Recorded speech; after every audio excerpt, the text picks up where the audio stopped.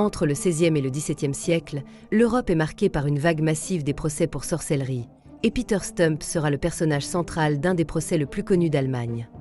À la fin du XVIe siècle, près de Bedburg en Allemagne, de nombreux faits sont observés. Des enfants disparaissent, des femmes sont retrouvées mutilées et du bétail est retrouvé en morceaux. Aucune explication rationnelle n'est alors trouvée et de nombreuses rumeurs voient le jour. Les autorités ecclésiastiques et civiles poursuivent strictement tout soupçon d'hérésie ou de magie. C'est alors qu'une rumeur en particulier devient l'une des pistes les plus probables, celle d'un homme ayant fait un pacte avec le diable.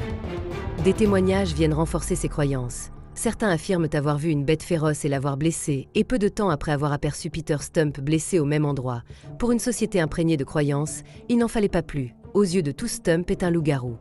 Il sera alors arrêté et soumis à la torture. Il subira l'estrapade, le chevalet et la roue, des techniques barbares, et toutes plus douloureuses les unes que les autres. Sous la contrainte, il avouera les meurtres, la sorcellerie et surtout avoir pactisé avec le diable lui-même.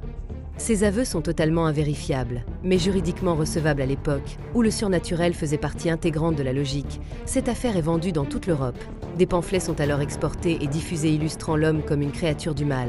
Le 31 octobre 1589, Peter sera brisé sur la roue, décapité et brûlé afin de faire disparaître toute trace du mal.